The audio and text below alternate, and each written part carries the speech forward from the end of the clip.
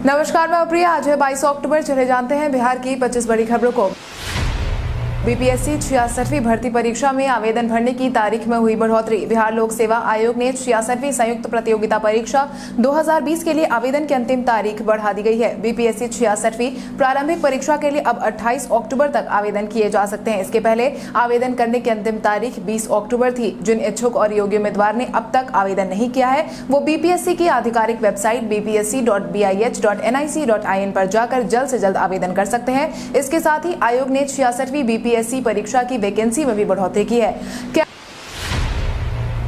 कैमूर जिले के भभुआ स्थित तिलहर कुंड में आपको देखने को मिलेगा बहुत कुछ खास। तिलहर कुंड भारत के बिहार के कैमूर जिले में भभुआ अघोरा रोड पर स्थित एक झरने का नाम है। यह दुर्गावती नदी के पास रोहतास स्तर पर स्थित है। यह दुर्गावती स्टोर वेंचर से सिर्फ 2 किलोमीटर की दूरी पर है। यह कुंड भभुआ कैमूर जिला प्रमुख क्वार्टर से 32 किलोमीटर और मोहनिया से 47 किलोमीटर की दूरी पर है। यह स्थान परिवार या साथियों के साथ प्रकृति को निहारने के लिए बेहद ही रमणीय स्थान है। हालांकि आउटिंग के लिए आने जाने वाले लोगों को अपने सभी पोषण, पानी आदि से अवगत करना चाहिए, क्योंकि इस कुंड के क्षेत्र में कोई भी दुकान या बाजार नहीं है।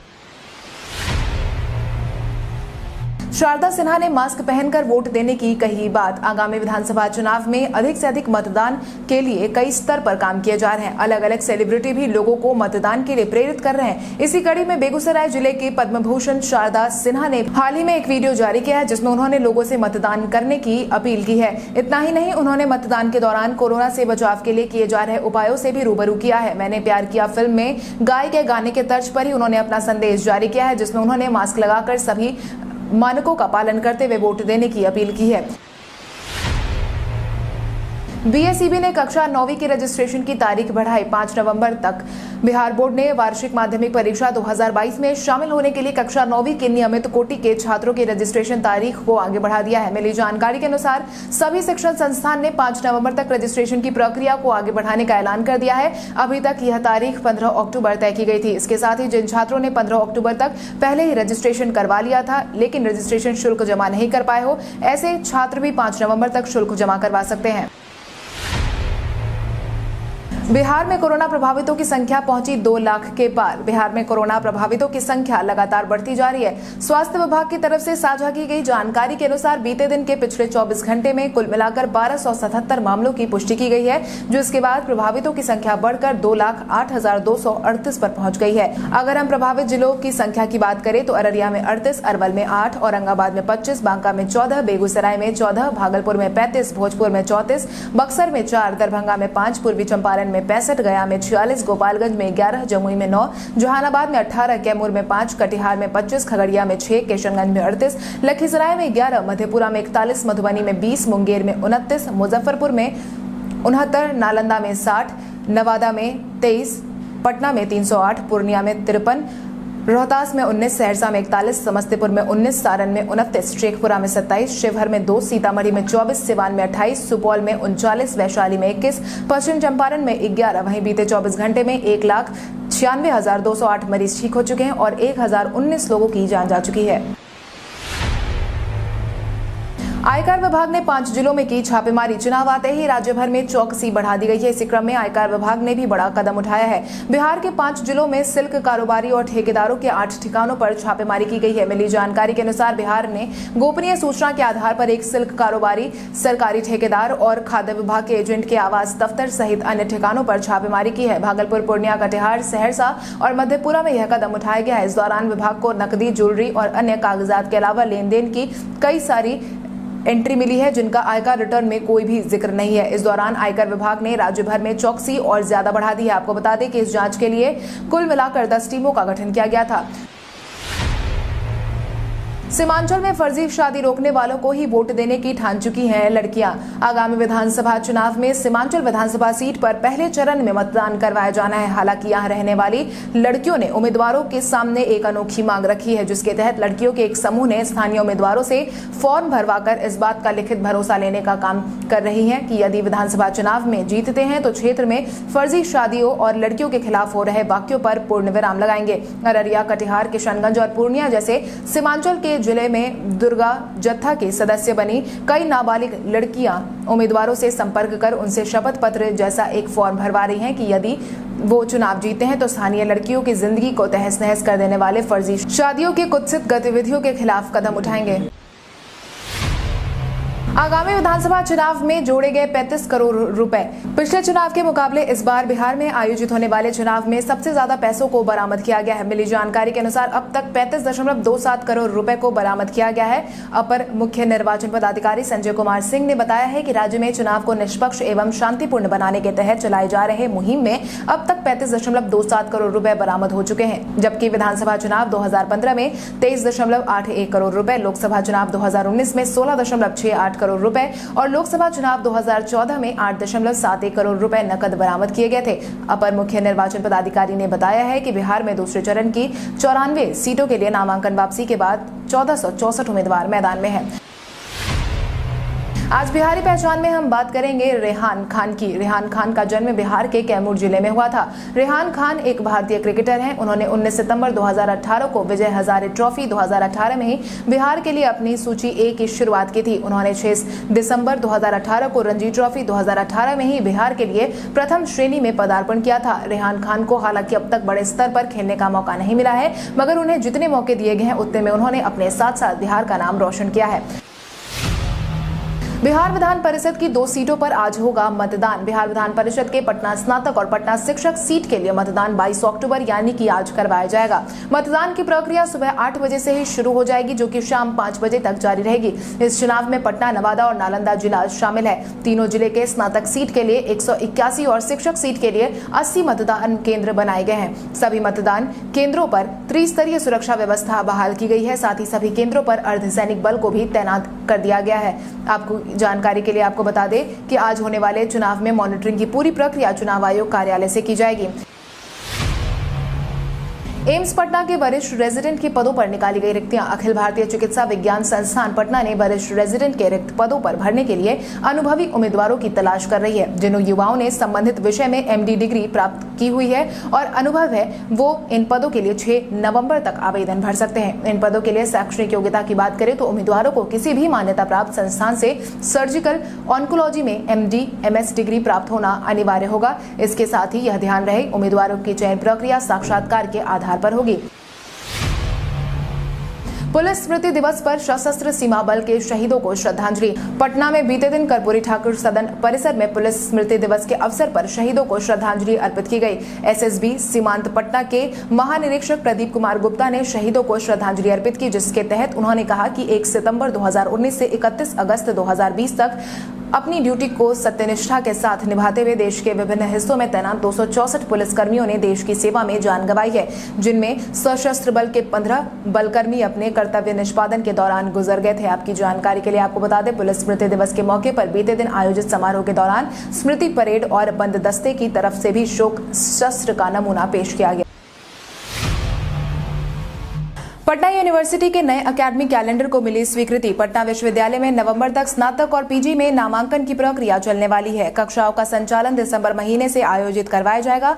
मंगलवार को एकेडमिक काउंसिलिंग की बैठक में यह निर्णय लिया गया है। कुलपति प्रोफेसर गिरीश कुमार चौधरी की अध्यक्षता में बैठक का आयोजन करवाया गया था। इसमें नए एकेडमिक कैलेंडर को हरी झंडी दिखाई गई। इसके साथ ही मगध महिला कॉलेज में MCOM की पढ़ाई के प्रस्ताव को वापस ले लिया गया है। चुनाव आयोग ने कोरोना को ध्यान में रखते हुए राजनीतिक दलों को दिया निर्देश। बिहार में आयोजित होने वाले विधानसभा चुनाव के तहत सभी राजनीतिक पार्टियां जनसभाओं का आयोजन करने में जुटी हुई हैं। बिहार में स्टार प्रचारकों की रैलियों में जमा हो रही भीड़ ने चुनाव आयोग की परेशानी बढ़ा दी है। इसी को ध्यान में रखते हुए चुनाव आयोग ने चिंता जाहिर करते हुए सभी राजनीतिक दलों से बात की है, जिसके तहत चुनाव आयोग ने राजनीतिक दलों से चुनाव प्रचार में कोरोना के दिशा निर्देश का पालन करने के लिए कहा है। वहीं प्रधानमंत्री मोदी ने भी कोरोना को लेकर कुछ दिनों पहले अपनी चिंता जाहिर की थी, जहां उन्होंने साफ कहा था कि लॉकडाउन हटा है, कोरोना नहीं। हालांकि बिहार में कोरोना के प्रभाव के बावजूद नियमों की धज्जियां उड़ाई जा रही है। राजनाथ सिंह ने बिहार की धरती पर नागरिकता कानून की फिर दोहराई बात। आगामी विधानसभा चुनाव की बिसात बिछ चुकी है। वहीं चुनाव में जीत हासिल करने के इरादे से मैदान में उतर रही भाजपा नीत एनडीए के लिए वोट मांगने के लिए बड़े बड़े नेता भी अब प्रचार करने के लिए उतर गए हैं, जिसके तहत बिहार की धरती पर बीते दिन रक्षा मंत्री राजनाथ सिंह ने जनसभा का संबोधन किया था। इस दौरान उन्होंने एक बार फिर से नागरिकता कानून का जिक्र किया। भागलपुर के कहलगांव में जनसभा को संबोधित करते हुए इस मुद्दे को उठाया। उन्होंने कहा कि नागरिकता कानून बनाना हमारा संकल्प था। इस संकल्प को हमने पूरा किया। अल्पसंख्यकों के खिलाफ उठाए जा रहे कदमों के लिए भारत सरकार का यह कदम अहम था। सीबीएसई ने 50% सिलेबस नहीं कम करने की कही बात। केंद्रीय माध्यमिक शिक्षक बोर्ड ने 10वीं और 12वीं में 50% सिलेबस कम नहीं किए जाने की बात कह दी है। इसको लेकर बोर्ड ने आधिकारिक बयान भी जारी कर दिया है। बोर्ड के मीडिया प्रभारी रमा शर्मा ने अपना बयान जारी करते हुए कहा है कि सिलेबस को लेकर बोर्ड की तरफ से 50% तक सिलेबस को कम करने के फैसले को लेकर अब तक मुहर नहीं लगाई गई है। फिलहाल बोर्ड द्वारा सभी स्कूल में सिलेबस को लेकर राय मशवरे की मांग की गई है। आपकी जानकारी के लिए आपको बता दें, कोरोना के बढ़ते असर को देखते हुए स्कूल के सिलेबस को कम करने की खबर लगातार आ रही थी। प्रधानमंत्री मोदी के साथ मंच साझा करने वाले नेताओं और अधिकारियों का होगा कोरोना टेस्ट। बिहार विधानसभा चुनाव को ध्यान में रखते हुए प्रधानमंत्री नरेंद्र मोदी की बिहार में रैलियों का आयोजन करवाया जाना है। वहीं प्रधानमंत्री नरेंद्र मोदी की रैलियों में कोरोना के सभी प्रोटोकॉल का पूरा पालन किया जाएगा, जिसके तहत ही प्रधानमंत्री मोदी की रैली में मंच साझा करने वालों की कोरोना जांच करवाई जाएगी। प्रधान सचिव के निर्देश के मुताबिक रैली स्थल से वीवीआईपी एरिया में तैनात सभी पुलिस अधिकारी और कर्मचारी और प्रधानमंत्री के साथ मंच साझा करने वाले लोगों का कोरोना जांच करवाया जाएगा, वो भी एक बार नहीं बल्कि दो बार। तेजस्वी यादव ने नीतीश कुमार के पास ना मिशन और ना विजन होने की कही बात। नेता प्रतिपक्ष तेजस्वी यादव ने बीते दिन डेहरी विधानसभा से महागठबंधन समर्थित राजद उम्मीदवार बहादुर सिंह के समर्थन में ओकोढ़ी गोला अंतर्गत प्रेमनगर हाई स्कूल मैदान में जनसभा का संबोधन करने पहुंचे थे। जहां पहुंचकर उन्होंने कहा कि नीतीश कुमार के पास ना तो कोई मिशन है और ना ही कोई विजन है। केवल 15 साल तक सत्ता सुख भोगने का कार्य किया है और गरीबों को छलने का काम किया है। कोरोना में मुख्यमंत्री नीतीश कुमार गरीब मजदूरों को बिहार में घुसने नहीं देने की बात कहते थे और ये बिहार चलाएंगे। भाजपा ने तीसरे चरण के लिए जारी किया स्टार प्रचारकों की सूची। आगामी बिहार विधानसभा चुनाव के तीसरे चरण के लिए भाजपा ने स्टार प्रचारकों की सूची जारी कर दी है। इस सूची में इस बार नरेंद्र मोदी, भाजपा अध्यक्ष जेपी नड्डा, गृह मंत्री अमित शाह, रक्षा मंत्री राजनाथ सिंह समेत 30 स्टार प्रचारकों की सूची तैयार की गई है। अन्य स्टार प्रचारकों में केंद्रीय मंत्री रविशंकर प्रसाद, गिरिराज सिंह, नित्यानंद रॉय और अश्विनी कुमार चौबे, पूर्व केंद्रीय मंत्री राधा मोहन सिंह, सांसद मनोज तिवारी, राजीव प्रताप रूडी, गोपाल जी ठाकुर, अजय निषाद और सतीश दुबे, राष्ट्रीय प्रवक्ता शाहनवाज हुसैन, मंत्री नंदकिशोर यादव और मंगल पांडे, विधान पार्षद संजय पासवान और सम्राट चौधरी शामिल है। प्रदेश मुख्यालय प्रभारी सुरेश रुंगटा ने कहा है कि चुनाव आयोग के निर्णय के आलोक में पार्टी ने तीसरे चरण के स्टार प्रचारकों की सूची जारी कर दी है। सभी स्टार प्रचारक एनडीए प्रत्याशी की जीत सुनिश्चित करने के लिए चुनाव प्रचार करेंगे। लोजपा अध्यक्ष चिराग पासवान ने जारी किया अपना विजन डॉक्यूमेंट। अपनी मां का आशीर्वाद लेकर बीते दिन चिराग पासवान ने पार्टी का विजन डॉक्यूमेंट जारी कर दिया है। पार्टी के घोषणा पत्र में Bihar first, Bihari first vision document को लॉन्च करते हुए उन्होंने कहा कि पिता रामविलास पासवान की 51 साल के राजनीतिक अनुभव में यह तैयार किया गया है, जिसमें युवा आयोग का गठन, काबिल डॉक्टरों की नियुक्ति, अस्पतालों में समुचित व्यवस्था, दुग्ध उद्योग को प्राथमिकता, समान काम समान वेतन लागू, प्रवासी मजदूरों के लिए अलग से मंत्रालय का गठन, कम्युनिटी मोबिलाइजर जीविका मित्र को वेतन, बिहार में मेडिकल कॉलेज, इंजीनियरिंग कॉलेज खोले जाएंगे। साथ ही प्रखंड मुख्यालय, ग्राम पंचायत मुख्यालय, बाजारों में महिलाओं के लिए अलग से शौचालय का निर्माण, साथ ही बाढ़ और सुखाड़ को रोकने के लिए राज्य की सभी नदियों को कैनाल बनाकर जोड़े जाने का ऐलान किया गया है। राजद से अलग होकर कांग्रेस ने जारी किया अपना घोषणा पत्र। आगामी विधानसभा चुनाव में कांग्रेस ने बदलाव पत्र जारी कर दिया है। मिली जानकारी के अनुसार कांग्रेस ने अपनी तरफ से जारी किए गए घोषणा पत्र में बेरोजगारी भत्ता देने का ऐलान कर दिया है। साथ ही महागठबंधन सरकार राज्य की सुजनी, खटवा, मधुबनी पेंटिंग, टिकुली आर्ट आदि कलाओं को बढ़ावा देगी। डॉक्टर राजेंद्र प्रसाद वृद्ध पेंशन योजना के तहत वरिष्ठ नागरिकों, विधवा महिलाओं तथा एक महिलाओं का सम्मान स्वरूप प्रतिमाह पेंशन दी जाएगी। वहीं महागठबंधन सरकार महिलाओं को हर क्षेत्र में समान अवसर एवं पूर्ण सुरक्षा प्रदान करेगी।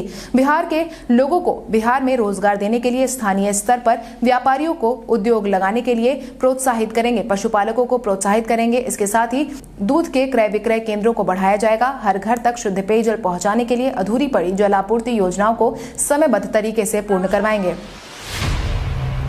आईपीएल के प्लेऑफ में 3 टीमों का जाना हुआ तय। आईपीएल के 13वें संस्करण में अब मैच अंतिम दौर में पहुंचने की कगार पर है। अब तक कुल मिलाकर 37 मुकाबले खेले जा चुके हैं। वहीं इस साल प्लेऑफ में पहुंचने वाली तीनों टीम के नाम की घोषणा हो चुकी है। हालांकि बाकी बचे 5 टीम के बीच लड़ाई जारी है। इस सीजन में अब तक के खेले गए मुकाबलों को अगर देखें तो साफ पता चल जाएगा कि तीनों टीम ने बाकी 5 टीम के मुकाबले अच्छा खेल दिखाया है, जिसमें दिल्ली कैपिटल्स, मुंबई इंडियंस और रॉयल चैलेंजर्स बेंगलुरु का नाम शामिल है।